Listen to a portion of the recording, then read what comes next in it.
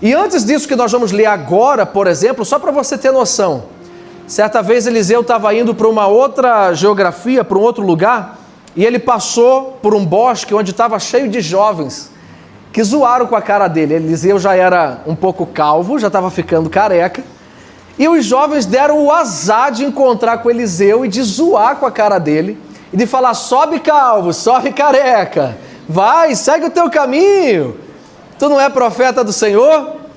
Aquele homem tinha tanta autoridade da parte de Deus, que ele olhou para aqueles jovens e disse: eu os amaldiçoo em nome do Deus Yahvé. E a palavra do Senhor diz que no mesmo instante saíram 2 ursas e despedaçaram 42 daqueles jovens, arrebentaram com eles. Tamanha autoridade que aquele homem possuía. A palavra do Senhor também diz que, num certo momento, uma fonte de água tinha se tornado venenosa. E aquele profeta simplesmente pega um punhado de sal, joga naquela fonte de água e diz que ela fique limpa agora. E a fonte de água fica purificada, fica limpa. Eliseu representa uma prefiguração de Cristo no Antigo Testamento. Não estou dizendo que ele era Cristo, nem que ele era, que Jesus era ali na vida de Eliseu, não é isso que eu estou falando. Mas ele apontava para o ministério de Jesus Cristo na terra. Eu estou falando de uma autoridade profética. Eu estou falando de alguém que as pessoas tinham até mesmo temor de chegar perto. Porque uma coisa é você ser alguém profético, outra coisa é você ser um profeta de ofício. Você ser profético, você consegue ouvir a mente e o coração de Deus acerca das pessoas. E você consegue trazer uma profecia, uma palavra de conhecimento para edificar, consolar e exortar aquela pessoa. Isso é o profético. Você vai ver, e você vê nos nossos cultos aqui o profético acontecer. Quem sabe você entra aqui triste num culto e de repente chega alguém perto de você, coloca a mão no teu ombro e diz: posso orar por você? E ali Deus manifesta o coração dele a seu respeito. Coisas que você nunca contou para ninguém, e através de uma profecia Deus cura o teu coração. Isso é profético. Agora, um ofício de profeta, meu amigo, os profetas são estranhos, os profetas são esquisitos. Primeiro que os profetas estão acostumados a andar meio que sozinhos. Os profetas estão acostumados também a serem rejeitados, a andar pelos desertos da vida. Parece que tem fornalha e luta que acende só para quem é chamado para ser profeta. Então eu não sei se você foi chamado para ter o ofício profeta na tua vida, de profeta na tua vida, mas se você foi chamado para esse ministério, talvez você vai ter que se acostumar com algumas coisas. Se eu pudesse escolher, eu talvez não escolheria o ofício profético, não. Porque parece que tem certas lutas, batalhas, esquisitices que só tem para quem foi chamado para o ofício profético. E Eliseu é esse cara, uma autoridade profética. Partindo desse princípio, eu quero que você leia comigo esse texto agora. E nessa noite eu quero falar de um lugar de multiplicação de azeite. Acompanhe comigo, por favor, segundo livro de Reis, capítulo 4, do verso 1 ao 7. Ora, clamou ali uma certa mulher das esposas dos filhos dos profetas a Eliseu, dizendo: o teu servo, meu marido, está morto, e tu sabes o que o teu servo verdadeiramente temia o Senhor, e o credor veio para levar consigo os meus 2 filhos para serem escravos. E Eliseu então disse a ela: o que eu farei por ti? Conta-me, o que tens tu na tua casa? E ela disse: a tua serva não tem nada em sua casa, além de uma vasilha de azeite. Então ele disse: vai e pede para ti vasilhas emprestadas, vazias, de todos os teus vizinhos, vasos vazios, mas não peça pouco. E quando tu entrares, fecharás a porta diante de ti e diante dos teus filhos, entra no teu quarto, fecha a tua porta, e derramarás agora dentro de todas as vasilhas que você pegou emprestado, e tu porás de lado aquele que estiver cheio. Assim ela se foi diante dele, fechou a porta diante de si e dos seus filhos, e trouxeram as vasilhas para ela, e ela derramou. E sucedeu que quando os vasos estavam cheios, ela disse ao seu filho: traz mais uma vasilha vazia. E ele lhe disse: não tem mais. E o azeite então parou. Então ela veio e disse ao homem de Deus, e ele disse: vai, vende o azeite, paga a tua dívida e vive tu e os teus filhos do restante. Só até aqui? Fecha os teus olhos um instante. Pai, nós oramos nessa noite para que a tua palavra seja viva e eficaz no nosso coração. Nós estamos num ambiente onde queremos ouvir unicamente a voz do Espírito Santo. E mais uma vez eu te entrego os meus 5 pães e 2 peixinhos, que não é nada nas minhas mãos, mas para o Senhor. O Senhor pode alimentar toda uma multidão para a glória do teu nome. Por favor, quebranta o nosso coração, abra o nosso entendimento, manifesta a tua unção apesar de mim e de nós, e que essa palavra seja uma palavra transformadora das nossas vidas e dos nossos destinos, em nome de Jesus. Amém. Essa mulher chega para Eliseu, então, aquela autoridade profética, e ela expõe um clamor. Lembra que Eliseu é uma prefiguração de Cristo, uma prefiguração de Jesus, representa a presença do Senhor ali. E a mulher, geralmente, quando a palavra dá um exemplo de mulher, aponta para a igreja, eu, você, nós. Agora ela chega para aquele profeta e diz assim, o seguinte: o meu marido no passado te serviu, o meu marido, ele trabalhou no teu ministério, ele foi um homem de renúncias, ele foi um cara de jejum, de oração, estava com você para onde você ia, ele serviu o teu ministério, Eliseu. Mas agora o meu marido morreu. Aquela mulher começa a conversa apontando para o passado. Ela diz assim, ó, no passado eu tinha marido, as minhas contas estavam pagas, eu tinha provisão e eu tinha até mesmo uma certeza de futuro, mas algo deu errado, não saiu como esperava. E ela começa apontando para o passado dizendo, morreu. A fonte que eu tinha de esperança, lá em casa, morreu, não tenho mais. Aí agora ela aponta para o futuro e diz o seguinte, e os meus 2 filhos que sobraram, tem os credores aí da dívida que se acumulou, e eles estão vindo para levar os meus filhos para serem escravos. Ela aponta agora para o futuro. Ela diz, agora eu não vou ter nem gente lá em casa para me ajudar, os meus filhos vão ser escravizados, e nem no futuro mais eu tenho perspectiva de vida. E ela disse, e eu não posso fazer nada, porque eu não tenho nada. Veja que o cenário que está começando aqui é um cenário onde eu tenho passado, futuro e o presente daquela mulher completamente comprometido. Ela tem o marido morto, ela tem os 2 filhos que vão ser levados escravos e ela não pode fazer nada porque não tem recurso para intervir. Não tem nada que se possa ser feito num cenário que essa mulher tem enfrentado. Agora, ela poderia achar que esse era o final da vida dela. Igual, de vez em quando, alguns de nós acham que os BOs que enfrentamos momentaneamente é o fim da carreira, é o fim da vida, que não vai acender mais nenhuma luz no fim do túnel. Eu não sei se você passou por isso. Cada um aqui tem a sua maturidade de vida, tem gente com 15 anos me ouvindo, mas tem gente com 40, 50, 60 anos de vida, de experiência. E eu não sei se você já teve aquele momento que diz, e agora? Da onde vai vir uma solução? Da onde vai acender uma luz no fim do túnel agora? Quem poderá nos defender? E agora? Quem poderá nos salvar? O que vai acontecer agora no casamento num cenário como esse? Sabe o dia mau, que chega a má notícia, que ninguém quer receber nunca?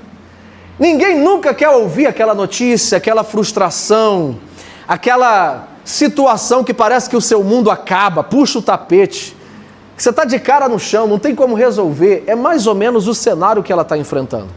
Só que, preste atenção, num cenário de lamúrias, num cenário de lamentação, num cenário só de reclamação ou de choro, não existe a voz de Deus operando. Ela poderia ficar em casa esperando o credor chegar para levar os filhos a serem escravos e ela se matar, morrer ou fazer alguma coisa pior.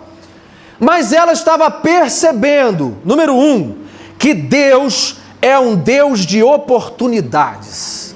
Deus é um Deus que abre janelas de oportunidades para operar milagres na nossa vida. Amém. Só cabe a mim e a você perceber o que Deus está fazendo agora. A oportunidade que Deus está dando agora. Porque a oportunidade que aquela mulher teve foi cruzar o caminho com Eliseu. Mas muitas vezes nós não percebemos que Deus está te dando hoje, por exemplo, na tua vida, no teu contexto, uma janela de oportunidade. Você está vivo. Posso te contar mais? Você não está lá no morro, na boca de fumo, você não está mais lá traficando, você não está mais lá se afogando as mágoas no bar da esquina, enchendo a cara até cair, você não está lá. Você não está mais tentando pensar besteira com a tua vida, tirar... Não. Olha onde você está domingo à noite, 8h30 da noite. Você está num cenário como esse, eu posso te dizer, um cenário profético. Você está ouvindo uma voz de Deus na terra que não tem nada a ver com Filipe, tem a ver com o que Deus faz a partir de quem Ele quiser.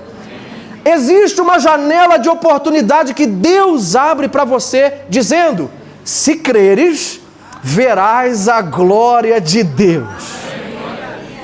Se creres, verás a glória de Deus. E não existe impossível para Deus.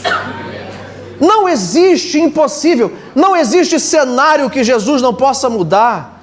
Não existe cenário que Jesus não possa entrar com a sua presença, com a sua libertação, com a sua alegria. Não existe nenhum cenário difícil para que Jesus não possa operar. Agora, muitas vezes nós somos roubados de perceber essa oportunidade. Por quê? Nós nos acostumamos com um ambiente de culto, por exemplo, ou achamos que Deus não está levando a sério o problema que você está passando hoje. Deus está levando a sério. Eu disse para você semana passada, e eu repito, Ele está lutando lado a lado com você pelas suas causas. Ele está intercedendo por aquilo que você está vivendo hoje mesmo. Talvez você acordou hoje de manhã, a tua cabeça é um domingo, eu sei, mas talvez você acordou hoje de manhã com a tua mente tão acelerada, já preocupado com a semana, com a segunda-feira, com a terça-feira, com os boletos que vencem, com o tempo que você ainda não conseguiu ter para Deus o suficiente, com a tua vida que parece que está travada. Calma! O maior interessado em mudar o estágio da tua vida e operar milagre na tua vida é o próprio Senhor. Mas então o que tem de errado então? Você só precisa perceber as oportunidades que Ele está te dando. Perceba o dom da vida que Ele está te dando. Perceba as oportunidades que Ele está te dando dentro da sua casa, dentro do seu casamento. Tem coisas que foi muito bom Deus ainda não ter liberado na sua casa, sabia? Tem coisas que foi muito bom Deus não ter feito ainda na sua vida profissional, sabia? Tem coisas que foi muito bom Deus ainda não ter liberado certas palavras e promessas na sua vida, sabia? Foi muito bom, porque você está sendo um pouco mais trabalhado pelo Espírito Santo. Você está sendo um pouco mais como um barro na mão do oleiro, sendo um pouco mais trabalhado, amassado, ajustado. Para alguns processos já deveria ter se adiantado um pouco mais, mas aí o vaso rachou e Ele não te jogou fora. Ele está te fazendo de novo. Ele está te fazendo de novo. Ele faz um batismo de continuidade. A obra, quando se quebra na mão do oleiro, do pai, Ele não joga fora, Ele simplesmente recomeça. Ele faz de novo, Ele recomeça na tua caminhada com Ele, Ele recomeça no teu casamento. Ele, se tem uma coisa que Jesus é perdoador. Porque não tem a ver com eu, com você não. Tem a ver com exercer juízo sobre o império das trevas. O diabo se gaba de ser acusador. Jesus é o príncipe do perdão. O diabo se gaba de ser o seu acusador. Ele é perito em apontar o que você erra, onde você falha e as tuas limitações. E o teu Deus? O teu Deus é perito em perdoar aquilo que o diabo está acusando. Perdoar aquilo que o diabo está apontando. Ó Deus, tu viu o teu filho? Ó Deus, tu viu a tua filha que errou de novo, que falou besteira de novo, que caiu de novo, que pecou de novo. E eu acredito, sem medo de errar, que a resposta de Jesus para o diabo é: eu vi, estava com ele, não no erro, mas tentando o ajudar e o livrar, e mesmo assim ele falhou. Eu não abro mão dele. Eu não abro mão da história que eu planejei para ele. Eu não abro mão da família dele, da aliança do casamento dele, dos filhos dele, da saúde dele, da casa dele. Porque o preço, Satanás, que foi pago, não foi um preço de um anjo, não foi um preço de um querubim, não foi um preço... Não, foi um preço de sangue do Filho de Deus. Não tenha dúvidas do amor de Deus por você. Ele provou o amor dele que pôde provar na cruz do Calvário antes de você nascer. Antes de você cometer nenhum pecado, ele já provou o amor dele por você. Não tenha dúvidas disso. Não tenha dúvidas do que o Senhor espera do teu futuro. Eu quero só fazer um parêntese. Deus não está bravo com ninguém. Deus não está irado com ninguém. Deus não é um senhor, um velho de cabelo branco, sentado numa cadeira de balanço, com um pedaço de pau na mão, esperando você errar para te dar uma cacetada. Deus não está bravo com ninguém. Ele está torcendo para mudar a sua história. Ele está torcendo para você abrir logo essa, sabe, cabeça dura, e deixar logo ele te convencer do pecado, da justiça, do juízo. Deixar logo ele te mostrar que a tua história, a minha história acabou, mas nem começou. Nem começou. E você achando que a tua história acabou, porque alguém te deixou, alguém te traiu, alguém foi embora, alguém morreu. Para, cara. Pelo amor de Deus, para com isso. Aleluia. Agora, aquela mulher percebeu, e eu e você precisamos perceber as oportunidades, as janelas de oportunidades que o Senhor tem para nós. Vir a um culto como esse é uma oportunidade.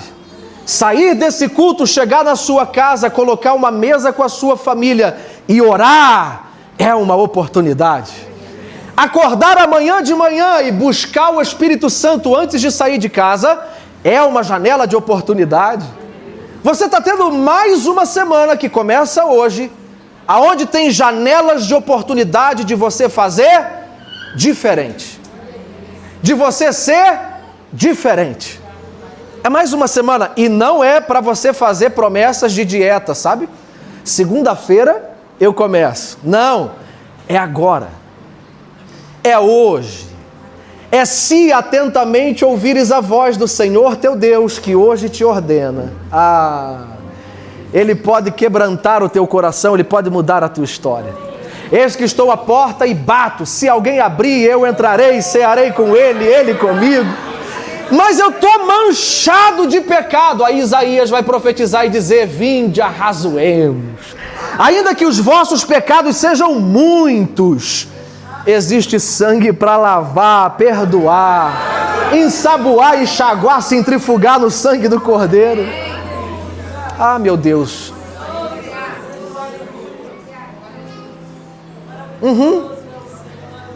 Existem janelas de oportunidade para você.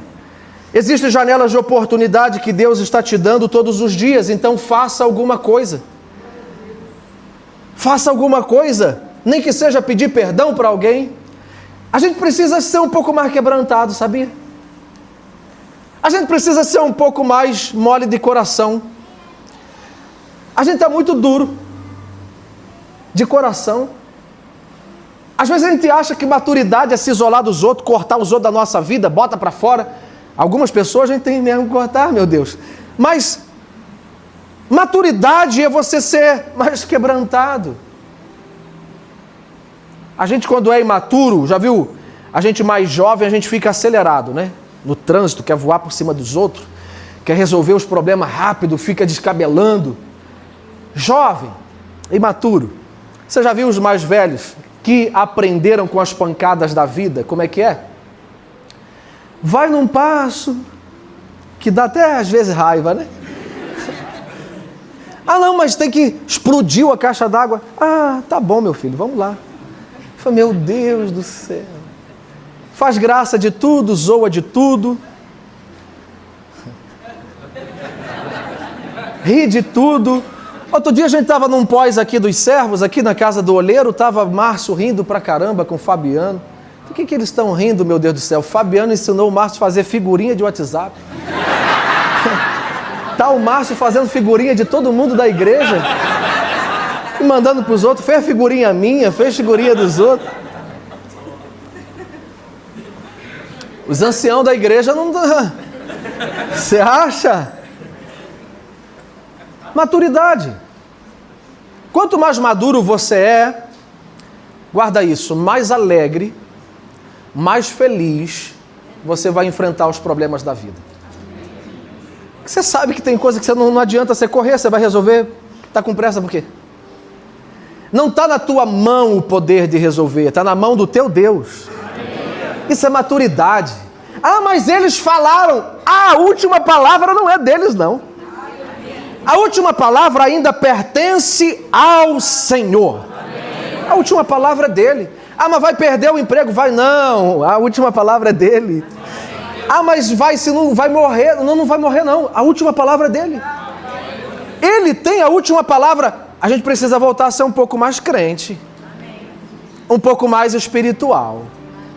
Um pouco mais de acreditar que a palavra que vem da boca de Deus é suficientemente poderosa para nos sustentar. Faça alguma coisa com as janelas de oportunidade que Deus está te dando. Número 2. Aí, Deus faz das suas necessidades o teu ministério. Porque olha o que acontece. Eliseu faz 2 perguntas para ela. Quando ela diz assim: meu passado deu errado, meu futuro está comprometido e no presente eu não tenho o que fazer. Sabe o que o profeta pergunta? Como eu posso te ajudar? E segundo, o que você tem na sua casa? Deveria ser só a primeira pergunta: como eu posso te ajudar? Mas na verdade o que está acontecendo é um convite especial da parte de Deus para aquela mulher. Eu quero fazer da tua necessidade o teu ministério. Pastor, prova isso. Todas as vezes que Deus pergunta o que tu tem em casa e o que tu tem nas mãos, Ele quer transformar o ambiente de necessidade num ambiente ministerial da atuação do Senhor na tua vida. Vamos provar isso? Êxodo lá, está com Moisés, capítulo 4 de Êxodo agora. Moisés está dando desculpas: Senhor, eu não posso, Senhor, eu gaguejo, Senhor, eu não tenho coragem, Senhor, eu não quero voltar para aquele cenário e enfrentar Faraó. O que Deus fala para Moisés? O que tens na tua mão. Lá em João capítulo 6 tem um jovem que trouxe na lancheira dele 5 pães e 2 peixinhos, só tinha aquilo. Jesus perguntou: o que você tem aí na tua mão? Agora o profeta está perguntando para ela o seguinte: o que você tem em casa? Todas as vezes que vem essa segunda pergunta, ele está te convidando: deixa eu fazer do teu cenário de necessidade o meu cenário de atuação de poder na sua vida. Deus transforma necessidades em ministério. Como aconteceu com essa mulher, agora a ordem que ela recebe é o seguinte: ela recebe a ordem de ir pedir muitas vasilhas vazias. Ela começa agora a ter que acreditar na direção que Deus deu para ela, e ir atrás de muitos vizinhos, bater de porta em porta, começar um ministério agora da boa vizinhança, restaurar até mesmo alguns laços que ela quebrou por causa da palavra e do milagre que ela queria viver. Ouça-me uma coisa: Deus tem milagre para você, sim. Deus tem romper para você e bênção, sim. Não fique preocupado, Ele tem. Mas Ele vai transformar, Ele vai aproveitar o cenário de necessidade da minha e da tua vida para fazer o teu maior ministério, para fazer a maior atuação do poder de Deus na sua vida e através de você. Porque Deus não quer só suprir a tua necessidade. Deus não quer só pagar as tuas contas, não quer só te dar uma casa boa, não quer só te dar um alívio financeiro. Deus quer fazer de você um exemplo. Como nós falamos, deixai resplandecer a sua luz diante dos homens, ou seja, Deus me abençoando, para que eles vejam e agora façam o quê? Glorifique o vosso Pai que está nos céus. Tudo que Deus faz na sua vida, que faz você resplandecer e brilhar diante dos homens, é para que os homens deem glória a Deus. É para que os homens vejam: nossa, mas era para você estar morto, mas olha como você está bem, glória a Deus. Nossa, mas a tua família deu tudo errado, né, cara? Mas você está bem casado, trabalhando, bem de saúde, meu Deus, glória a Deus. Ou seja, há um interesse de Deus que você seja abençoado, sim, mas há um maior interesse de que Ele receba a glória do que Ele está fazendo na tua vida. Aprenda a glorificar a Deus com tudo o que acontece na tua vida, com tudo o que Ele está fazendo através de você. Aprenda esse princípio espiritual, que Deus tem interesse de te abençoar para que Ele seja glorificado na terra. Tudo que Deus vai fazer na tua vida é para que Ele seja glorificado na terra. Agora, o que eu quero dizer com isso? Quando você aprende isso, que o sobrenatural de Deus ele só entra em ação quando o seu natural chega no limite, o que você não tem mais o que fazer, como aquela mulher.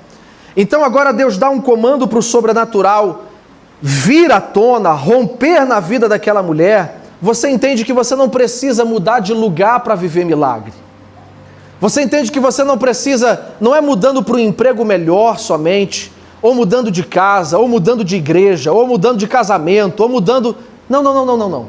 Você entende que é mudando de mentalidade. Porque aonde você está hoje, Deus pode te prosperar e fazer você um exemplo no cenário que você está hoje. Deixa eu dar um exemplo melhor. Na época de Moisés, lá havia uma geração que ficou escrava durante 430 anos no Egito. Talvez ali o bisavô, o avô, o pai, o neto, 4 gerações escravas no Egito, ok? Aí desce a mão de Deus, levanta Moisés, arranca aquele pessoal todo do Egito, eles passam pelo Mar Vermelho, glória a Deus por isso. Agora eles estão num outro lugar, num outro cenário. Eles estão na provisão do deserto. Aí eu te pergunto, eles saíram do Egito, entraram no deserto. Adiantou alguma coisa dentro deles? Eles mudaram de vida, eles mudaram de lugar, mas eles mudaram de vida. Eles mudaram de coração, eles mudaram de mente, eles mudaram de caráter, eles mudaram de postura. Deus pode contar com eles? Não. Porque eles mudaram de lugar, mas eles não mudaram a mentalidade. Eles não mudaram o caráter, eles não mudaram o coração. Então não adianta mudar de lugar. É no mesmo lugar que Deus vai me transformar e eu sim transformo aquele lugar. Então o que eu quero dizer com isso é que o casamento não é o problema. A igreja não é o problema. O trabalho não é o problema. O problema é a minha mentalidade que precisa mudar. Porque se eu mudo de mentalidade, se eu mudo de caráter, de coração, se eu mudo de postura, eu posso continuar no mesmo casamento, na mesma igreja, no mesmo lugar, mas eu sou completamente diferente, transformado pelo Senhor. Agora, você pode estar no melhor lugar do mundo, se a tua mente for corrompida, você estraga aquele lugar. Por exemplo, no mesmo cenário agora, depois que eles estavam no deserto, Moisés manda 12 espias agora para poder ver a terra que Deus tinha para eles. Terra prometida, terra que mana leite e mel, terra boa. Terra que, meu Deus do céu, era o sonho deles. Vão 12 espias. 10 espias voltam reclamando e dizendo, a gente vai morrer, vai virar sopa, vai virar farinha, porque a terra tem gigante. A terra até é boa, mas a terra tem... Somente 2 dos 12 é que volta dizendo, Moisés, bora, vambora, Deus nos entregou a terra nas nossas mãos. O que é isso que está acontecendo? Mentalidade. 10 dos 12 não acreditavam que Deus podia mudar a sua sorte naquele lugar. 10 dos 12 espias acreditavam que era melhor ir para outro lugar, recomeçar em outra geografia, do que acreditar na boa palavra que Deus deu para aquele lugar. Agora entenda, quando eles voltam trazendo as anotações da terra prometida, o que eles foram observar, espiar, eles falam o seguinte, Moisés precisa de 2 homens para carregar um cacho de uva. O tamanho da fruta da uva. Meu Deus do céu. 2 homens para carregar as frutas da terra. Por que você acha que as frutas eram grandonas desse jeito, inchada? Ninguém injetou whey nela, não. Elas eram grandonas desse jeito porque a terra era terra de... E sabe o que eu aprendo com isso? Eu aprendo com isso que a proporção do que Deus tem para a tua vida, o tamanho do teu gigante, é que vai revelar o tamanho do fruto que o Espírito Santo está gerando através de você. A terra tem gigante pra caramba, não se atente a eles. se atente ao tamanho do fruto que o Espírito Santo está trabalhando na tua vida. O tamanho do coração quebrantado, arrependido, generoso, livre de pecados, livre de amarras, a tua casa curada, o teu casamento conservado. Não se preocupe com a terra que tem gigante, não. O Deus que garantiu a terra é o Deus que garante a queda de cada um dos gigantes.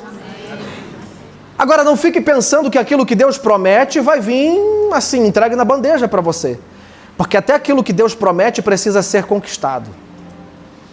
Deus prometeu a terra prometida para aqueles homens, mas Deus não disse que teria Jericó no caminho. Deus prometeu, mas Deus disse, vocês vão ter que aprender a lutar agora. Vocês vão ter que aprender a batalhar por aquilo que eu dei a vocês, por aquilo que eu garanti a vocês. Então ouça-me, Deus te garantiu uma família de paz, uma família abençoada, batalha por ela. Deus te garantiu um casamento restaurado diferente do que os teus pais tiveram, luta por ele. Deus te garantiu que você não ia ser um viciado, igual você teve parentes na tua casa que foram viciados, luta por isso. Luta pela palavra que Deus te deu, pela promessa que você carrega. Deus te disse que faria de você alguém no ministério, que ia ser referência na igreja, na cidade, no trabalho. Luta por isso, meu amado. Luta pela palavra que um dia você creu, ouviu, que ardeu no teu coração. Alguns de nós precisam abrir os seus armários de profecia e tirar elas de lá. Tirar a teia de aranha de palavra profética que você recebeu. Tirar a teia de aranha de palavras que um dia você ouviu, você leu. Louvores que você ouviu, que ardeu o teu coração. Você até imaginou, um dia eu vou cantar esse louvor. Passa o tempo, você desistiu. Você precisa lutar pela palavra que Deus te deu. Amém? Porque até aquilo que Deus prometeu precisa ser conquistado. Você precisa lutar. E sabe o que a gente precisa vencer aqui hoje? O espírito de vitimismo. A gente precisa vencer o espírito de vitimismo, esse espírito de onde você acha que você precisa receber mais alguma coisa. Precisa de mais uma atenção. Se alguém te dá oportunidade, se alguém sorrir para você, se alguém te chamar para fazer parte, se alguém de fato se importar contigo, vence esse espírito de vitimismo, você não precisa de mais nada. O que você precisava foi garantido e feito na cruz do Calvário. Jesus morreu por você. Jesus morreu em obediência ao Pai, Ele te lavou com o seu sangue.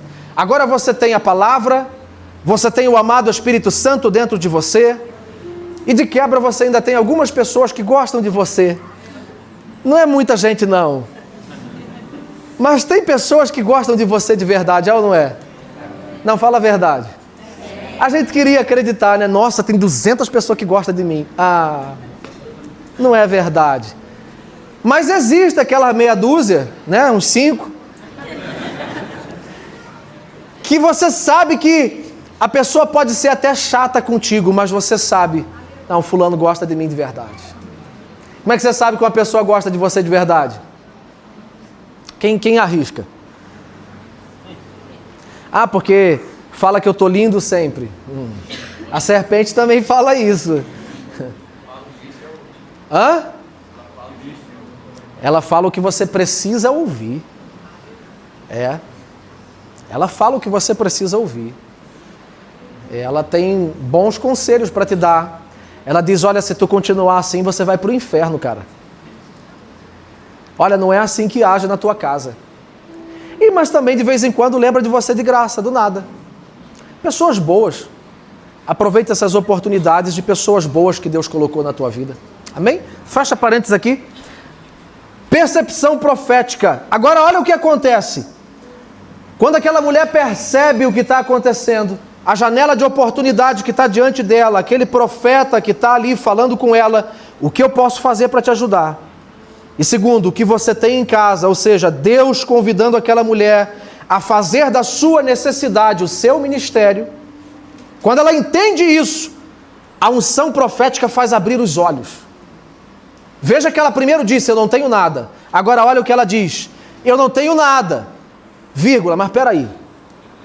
Já que eu estou aqui, e já que você está falando isso, eu acabei de lembrar, eu tenho ainda uma vasilha de azeite. Ela achava que não tinha nada, mas no meio do cenário profético, debaixo da unção do Senhor, ela lembra, Não, eu tenho uma vasilha de azeite que ainda está guardado lá em casa. Eu não esmoreci de tudo. Eu não esqueci de tudo. Peraí, eu acabei de lembrar que eu ainda tenho uma vasilha de azeite. Existem algumas coisas que você melhora, presta atenção nisso, quando você está na presença de Deus. Você já viu? Você está em casa, parece que você está com vontade de sumir, de desistir. Aí você vem para uma reunião como essa. No primeiro louvor você já está chorando de meleca. Você diz, é verdade, não vou desistir não.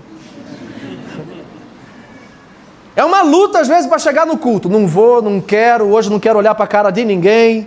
Não vou no culto hoje. Aí parece que o Espírito Santo, te parece não, ele te convence. Você põe a tua roupa, você chega aqui e diz, ainda bem que eu não faltei.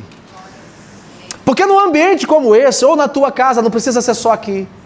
Você está estressado, você não está vendo saída. Você está achando que não vai romper, não vai acontecer. Você já está quase tomando atitude na carne e na força do braço. Quase falando o que não deve, quase. Quando de repente você diz assim, eu vou parar para orar um pouco. Põe um louvor e você ora por 10 minutos. E no final da oração você diz, eu não vou fazer isso não. Você já percebeu? Ambientes proféticos abrem olhos espirituais. Aconteceu com essa mulher o que aconteceu com o moço desse profeta, Geazi, moço do profeta Eliseu. Quando eles estavam cercados pelo exército da Síria, os exércitos, carros e cavaleiros do exército da Síria, veio para pegar Eliseu. Por quê? Eles estavam em guerra com outro país. Quando a Síria dizia assim, vamos atacar lá, Eliseu, dentro da tenda dele, dizia, Geazi, vai avisar o rei que eles estão se armando lá do outro lado para vir atacar. Pensa num cara estranho. Ele via os planos do exército inimigo antes de acontecer e mandava avisar o rei de Israel. Aí o exército da Síria ficou furioso. Bora, enche todo mundo aí os carros, lança espada, cavaleiro e bora pegar esse metido profeta aí. Quando eles chegam e eles estão cercando a tenda de Eliseu, imagina o cenário agora. Cercando a tenda de Eliseu e do seu moço Geazi, eles estão cercados por um dos exércitos mais poderosos da época. O moço do profeta treme as pernas de medo e diz, agora acabou a nossa vida. Agora nós vamos morrer. E ele diz para o profeta, acabou. O que vai acontecer agora? Mas escute, não existe acabou, término, fim, na presença de um Deus que garante o final das coisas. Quando ele diz assim, acabou a nossa vida, aí Eliseu diz, cara, tu é menino ainda, tu tem muito que aprender. E Eliseu faz uma oração rápida, ó Senhor, abre os olhos desse menino para que ele veja o que está acontecendo de verdade. Porque aqui na terra o cenário é de derrota. Agora, Senhor, abre os olhos espirituais para que ele veja o cenário verdadeiro diante do Senhor. Quando ele tira a mão, os olhos de Geazi se abrem. Sabe o que ele vê? As montanhas com carros e cavaleiros de fogo cercando o lugar. E ele disse, maior são aqueles que estão conosco do que o exército da Síria. Todo o exército da Síria foi ferido de cegueira num instante, porque Deus estava com Eliseu. Deus estava com ele, porque o profético abre os olhos. Não tem jeito, vamos separar. Você já parou para orar?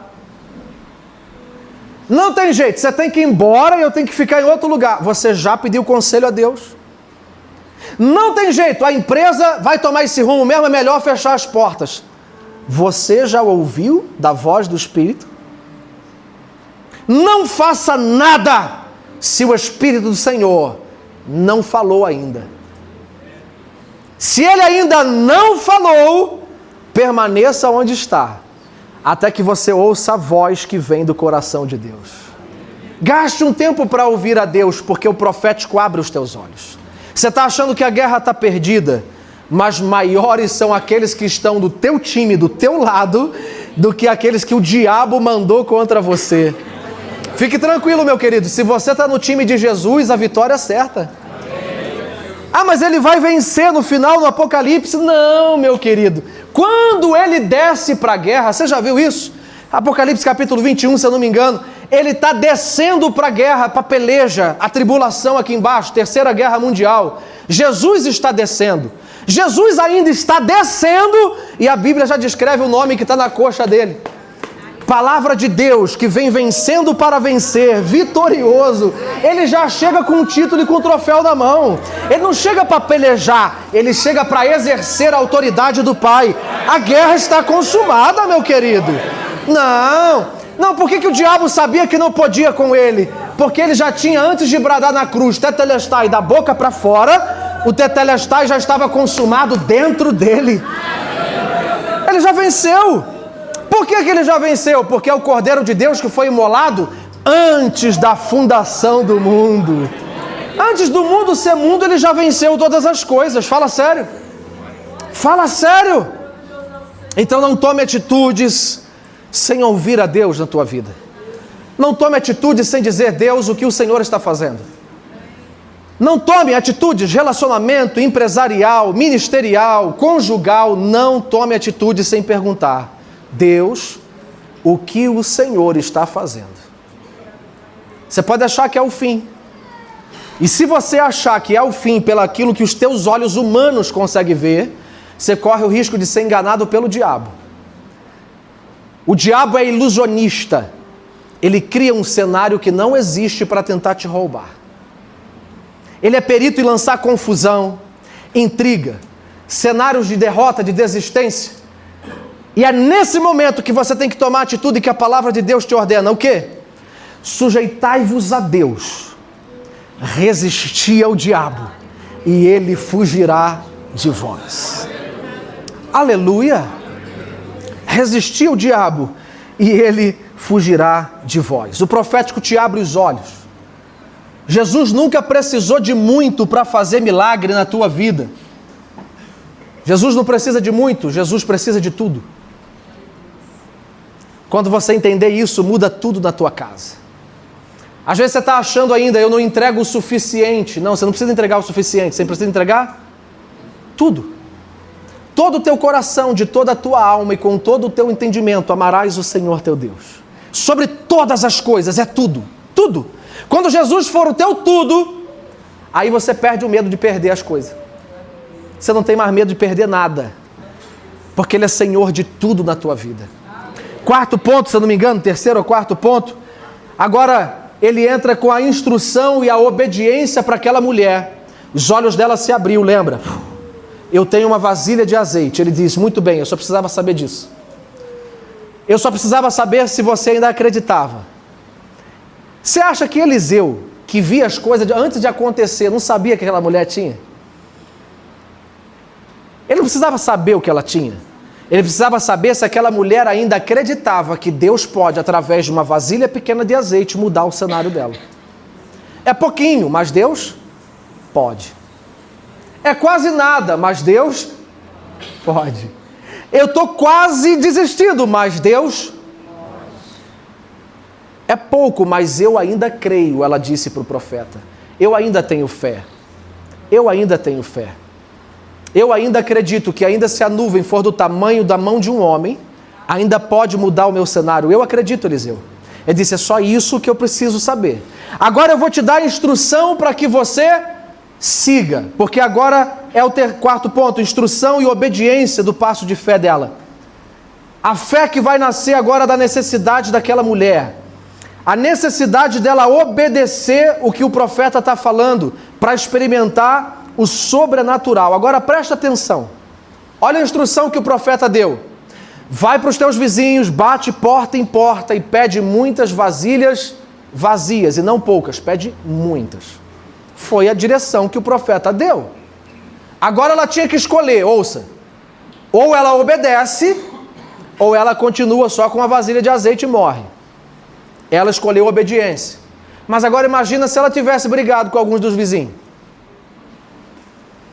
Barraqueira, pensa numa barraqueira, vamos supor. Se ela fez barraco. Imagina agora, se ela está indo pedir vasilha vazia, sendo que uma vez ela já tinha pego uma tapoé, não devolveu a tapoé da mulher. Você de novo vindo pedir pote? Você não devolveu meu pote. Imagina as encrenqueiras. Se ela tivesse rompido as alianças, os laços com a vizinhança, a primeira coisa que ela ia ter que fazer é esmagar o ego dela. É esmagar o orgulho dela. é passar por cima daquilo que ela achava que era uma humilhação para obedecer o que Deus estava mandando. Agora ouça, tem algumas pessoas que param ou pararam de viver e de experimentar o sobrenatural na sua vida porque simplesmente escolheram parar de obedecer. Simplesmente escolheram parar de seguir o que Deus estava mandando você fazer. Deus mandou você fazer tal direção. Você fez uma, você fez duas, na terceira você cansou, achou que não era mais necessário. Aí parou o sobrenatural, você está achando que Deus esqueceu de você. Deus não se esqueceu de você. Mas a pergunta é, você está seguindo o que Deus te orientou a fazer? Você está seguindo a direção do que Deus trouxe para a tua casa? Do que Deus mandou você fazer, que ia mudar o cenário da tua família?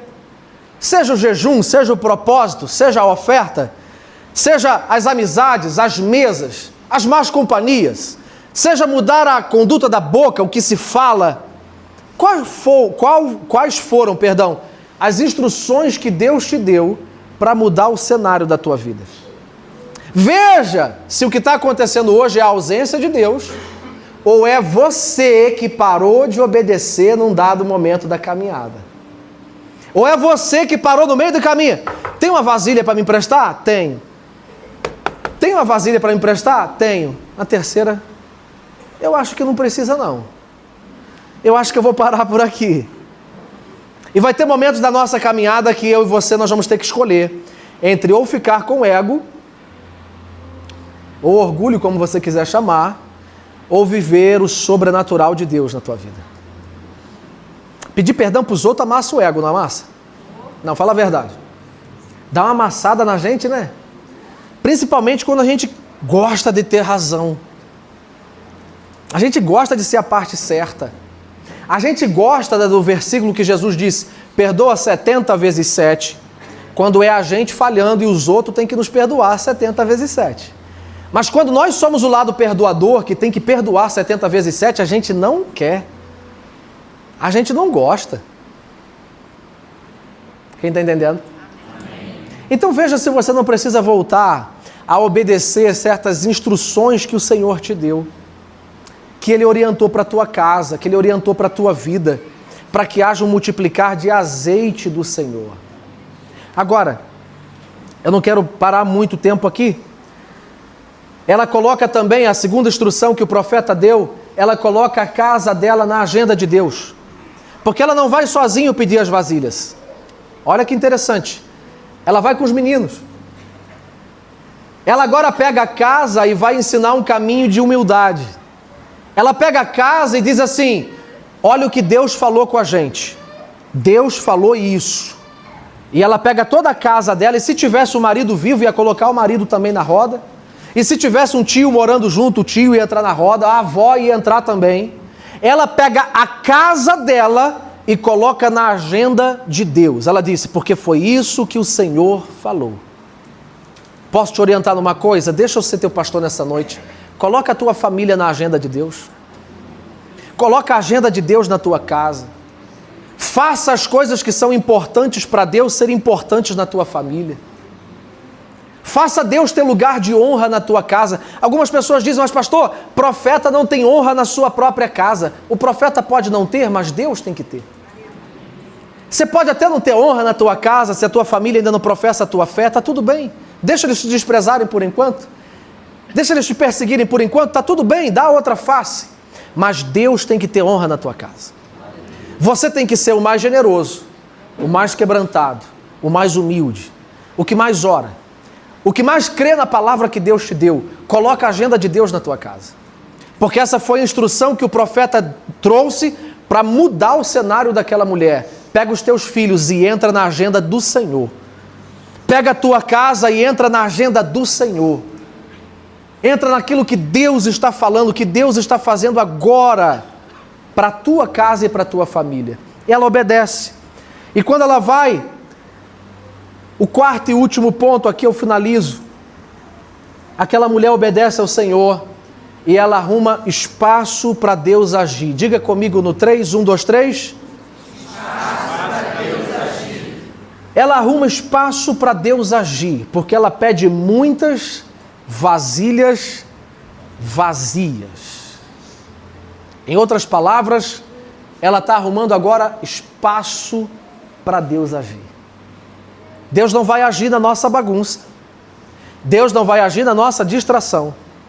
Deus não vai agir na nossa correria, que você está igual um atleta correndo todo dia.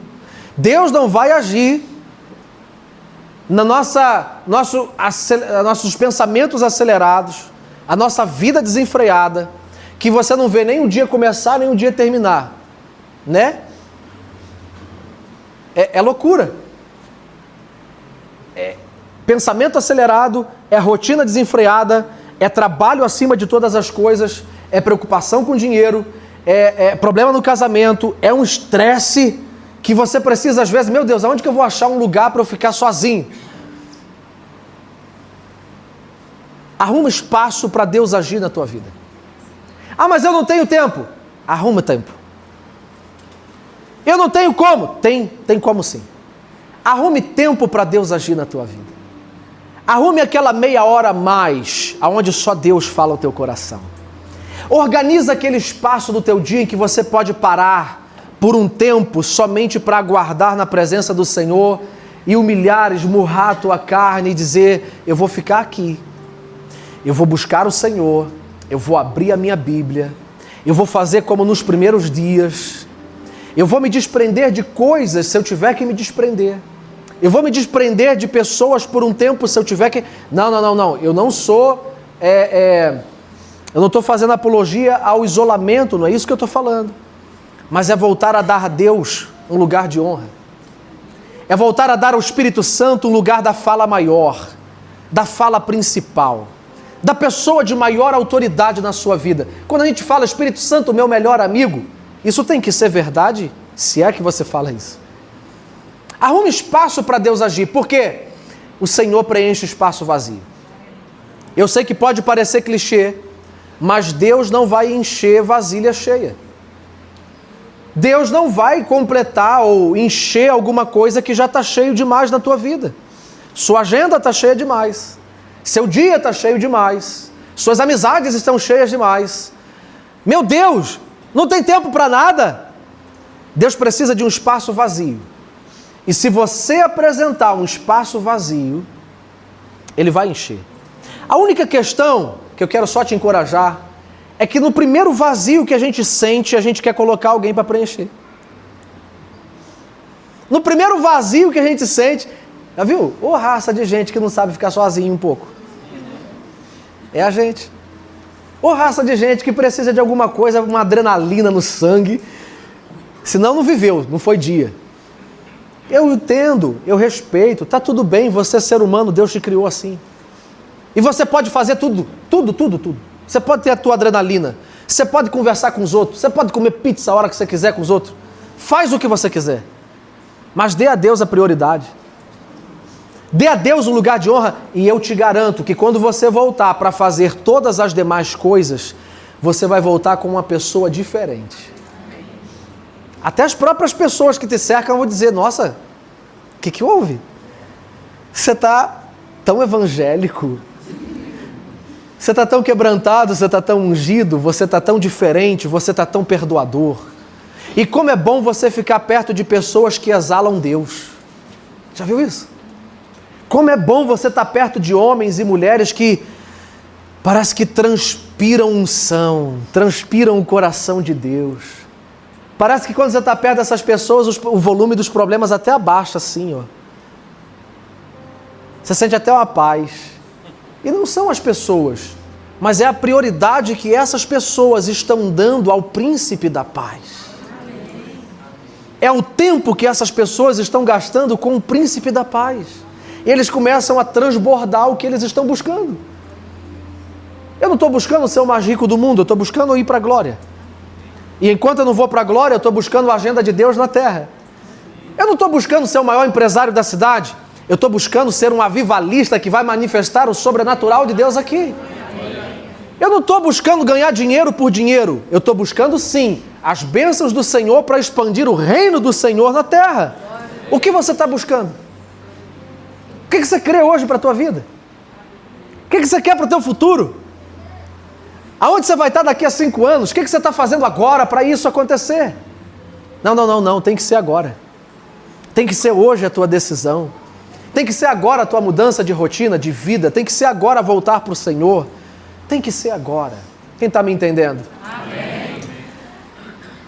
Se não tivesse azeite, e o azeite na palavra do Senhor aponta para a unção do Espírito, azeite fala da presença do Espírito Santo. Só para você pegar isso.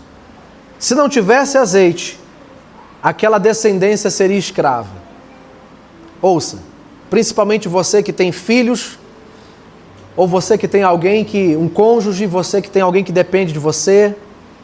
Se você ainda é solteiro, também me escute, porque um dia você vai ter descendência. Se não tivesse azeite, se aquela mulher não tivesse parado tudo para entrar na agenda de Deus, para ouvir o que Deus estava mandando, para seguir a orientação profética, para devolver para Deus a prioridade da vida dela, ela não teria o multiplicar do azeite. E se não tivesse azeite, os filhos seriam escravos. Tem coisa que a gente tem que fazer, não é porque a gente gosta, não. Tem coisa que a gente tem que fazer porque é quem está vindo depois de mim. É quem está na minha casa. É os filhos que eu ainda vou ter, os netos. E se eu vencer pecados agora, os meus filhos não vão precisar lutar com eles depois. Se eu vencer, romper iniquidades agora, a minha família vai ser mais feliz do que eu. Os meus filhos, os meus netos, a minha descendência vai desfrutar daquilo que eu não desfrutei. Porque eu fui na frente, sofri mais. Sofri, mas valeu a pena, eu libertei a minha descendência. Porque eu multipliquei azeite. E porque eu multipliquei azeite, os credores até vieram para buscar os meus filhos, mas eu tinha azeite do Espírito para repreendê-los. Quem está entendendo isso? Tem coisa que você precisa fazer hoje, não é porque você quer. Eu sei que você quer fazer um montão de coisa, mas se você fizer tudo o que você quiser fazer, o Código Penal não te permite. A palavra não te permite. Não tem como. E tem coisas que você não faz por amor à tua casa, por amor a Deus, por amor à tua descendência. Posso te falar uma coisa? Pastor, mas a renúncia dói. Olhe daqui na minha cara. Eu sei. Pastor, mas a renúncia dói. Eu sei. Mas vale a pena. Vale a pena no final de tudo, da tua caminhada, e que Deus prolongue os teus anos sobre a face da terra. Amém. Que você vive até os 120 anos aí. Aleluia. Mas viva bem, viva no shape, vive fortão. Vamos lá. Que você viva bem. E que você chegue no final da tua vida e você diga assim, como Paulo disse: eu combati o bom combate. Eu completei a minha carreira. E eu mantive a chama da fé guardada. A chama da fé acesa. Eu escrevi uma história de renúncia, uma história que libertou a minha descendência, uma história que colocou a agenda de Deus como a minha prioridade na terra. Você precisa disso, sabia? Quando acontece a multiplicação do azeite, quando o azeite é multiplicado e aquela mulher começa a ver, e é assim que começa, ó. Tinha uma vasilha com azeite aqui que ela guardou em casa. Sabe aquilo, aquela fé pequenininha que você guardou, sabe? Sabe aquela força quase indo embora? Você estava só igual a Bruna Carla, sentindo as suas forças indo embora? Você estava só ela ali. Agora ela obedeceu, está com a mesa agora cheia de vasilha vazia. Ela pega a vasilha que ela guardou e ela começa a despejar sobre as outras vasilhas. E começa o quê? Um fio de azeite a cair. Começa pouquinho. Começa com um fio de azeite. Você vai lembrar disso amanhã quando você acordar. Você vai lembrar do primeiro fio de azeite caindo, sabe? Começa assim, acordando mais cedo, lendo uma palavra antes de ir embora, colocando um louvor antes de trabalhar, dando tempo para o Senhor falar ao teu coração. É um fio de azeite. Mas quando aquela mulher começou a perceber, a vasilha primeira começou a encher. A primeira área da vida começou a entrar em ordem. Ela foi para a segunda, mais um fio de azeite. A segunda área da vida começou a encher, começou a entrar em ordem. Assim foi a terceira, e quando aquela mulher viu, as áreas da vida dela estavam tomadas pelo azeite do Senhor. As áreas da vida dela não é que estava perfeito, mas o Senhor arrumou a bagunça. O Senhor arrumou o caos. O Senhor trouxe o haja luz no meio do caos. O Espírito Santo operou no cenário daquela mulher. E aí no final, o profeta disse: vai agora, vende o azeite, paga a tua dívida e vive do azeite que sobrar. Aquela mulher chegou dizendo: meu marido morreu, meu passado já era. Meus filhos vão ser presos, meu futuro está condenado. Eu não tenho nada o que fazer, vou morrer no hoje. Agora o profeta está dizendo: você vai viver, mulher. E você vai viver bem de todo o azeite que o Senhor multiplicou na tua vida. Sabe como que eu quero encerrar aqui? Dizendo para você o seguinte: seja você homem, mulher, jovem, não importa. Você vai viver. E você vai viver bem. E você vai viver do azeite que o Senhor está derramando na sua vida. A sua família vai viver. O seu casamento vai viver. A sua empresa vai viver. A sua saúde vai viver. Você vai viver, os seus filhos vão viver. Seu ministério vai viver. E não vai viver de qualquer jeito, vai viver do azeite que o Senhor está derramando sobre a sua vida. Eu gostaria de orar com você nessa noite. Guarde as suas coisas, por favor. Feche a sua Bíblia. Eu quero orar com você, você que pode, se coloque de pé no seu lugar, porque eu acredito que existe hoje um multiplicar do azeite do Senhor. Você vai viver, fecha os teus olhos.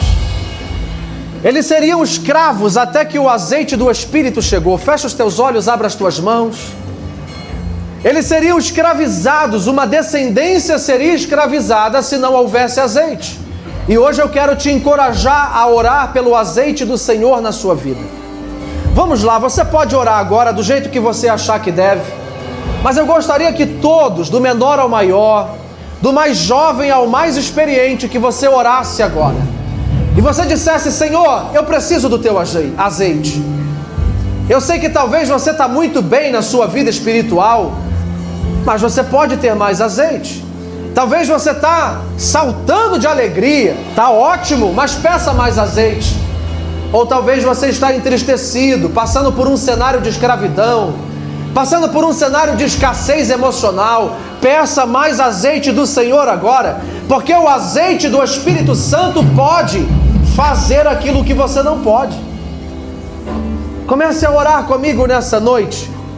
Pai, nós oramos no nome de Jesus. E nós cremos, em cima da palavra que o Senhor liberou sobre nós, o Senhor pode multiplicar o azeite.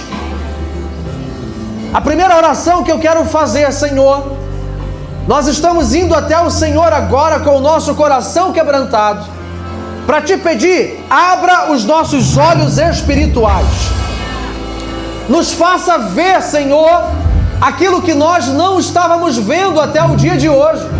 Cenários que achávamos intransponíveis, cenários que nós achávamos que não dava para mudar, montanhas que nós achávamos que não iríamos passar. Senhor, nós te pedimos agora: abra os nossos olhos, abra os nossos olhos espirituais no nosso casamento, abra os nossos olhos espirituais na nossa empresa, abra os nossos olhos espirituais no nosso trabalho.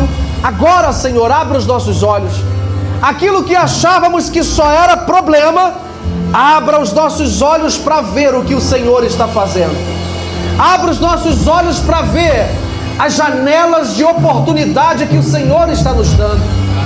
Senhor, nós convocamos agora um espírito profético nesse ambiente, para que o profético abra os nossos olhos agora, para que o profético nos tire, Senhor, tire os nossos olhos da dor, tire os nossos olhos só daquilo que é problema, mas coloque os nossos olhos naquilo que o Senhor já fez, naquilo que o Senhor está fazendo na nossa casa.